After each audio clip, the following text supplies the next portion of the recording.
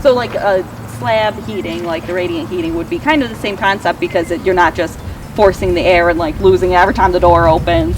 And National Grid has some incentives for like the lighting, any water there, so like whatever you're thinking for like domestic hot water, low flow stuff, any of the lights. You can go through those programs as well. So you'll get, at some point you hit break even and you're getting free heating as well as electricity from the solar. This will be all the administrative offices in here, and they'll, in the back there where all the windows are, a couple doors will get punched in, and we'll have the sign shop in there, the carpenter shop, and a light maintenance area. We wanted to put the building back there, but because of the property and some of the issues on it, we're actually going to have to put it in this parking lot over here, which will be far cheaper for the city to build. We won't have water issues, contamination issues, structural fill issues. And you know, is that just going to be like garage? So are you thinking in-floor radiant? Probably not. It's a little cost prohibitive.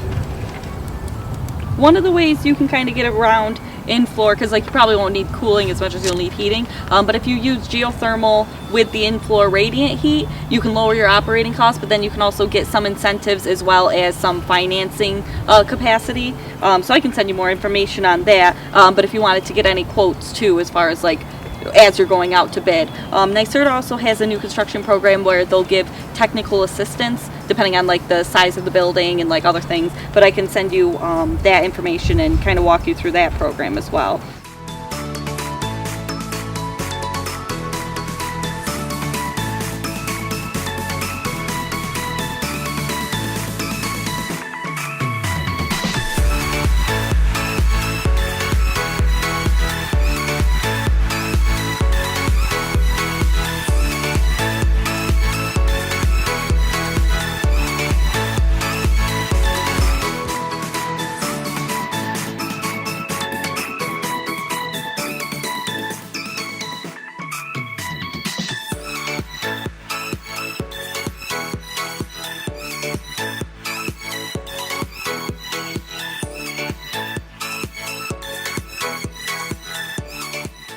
A lot of this blacktop is going to be taken up so that this will all be yard here, and we're going to do trees and Community garden, edible Community gardening. garden. Right. Do some apple trees.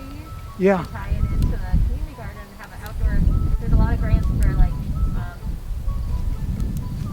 not exactly farm to school, but around the idea of an outdoor learning space for children to learn about where their food comes from. And if it's a youth center and you can build a program around it, you can get that'd be perfect. a lot of.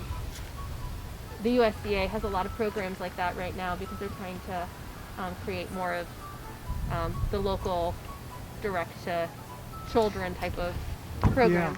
This is the first year for this building, but it's only the second year that we've done it. And the first year was half, I think both of them, were they both half day, Jenny? We won't need any more. They The were- first year, The first year. yeah, was a 4-hour program, and it was split into two, a morning program and an afternoon, because where we were, we could only accommodate 32 at a time. Right. And we wanted to have as many kids as we could. And then this year we had the bigger space, so we did a full day program.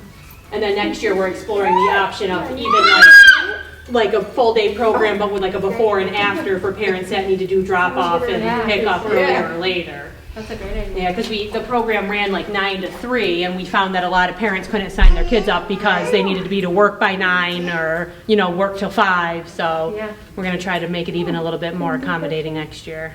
Where'd you get so if it's 9 to 3, I assume you're doing some sort of meal. Yep, we did a packed lunch for some of it. Okay. And when the school, the Gloversville school, was doing like their free lunch program that they got funding for, they provided lunch to the kids here. Perfect. So 4 out of the 8 weeks we took advantage of that. Amanda, you were saying there was something for kitchen equipment too, right? Yeah, so there's the kitchen equipment that you can get through National Grid. It's more energy efficient, so they give you an at-point purchase rebate. So the kitchen equipment you can get from a participating dealer. They have to be participating through National Grid's program. But wherever you get your equipment, if there's... You don't like kitchen equipment? But wherever you get your kitchen equipment now, if they're not yet participating in the National Grid program, we can also help them sign up for it. So you have enough time between now and when you're going to be installing equipment. If you have someone that you want to go with already and they're not on the list, I think there's a couple out here, but that's something I'll send over to you guys as well. So I do know, just from another loan, B&G Restaurant Supply out in Albany, they are part of the National Grid.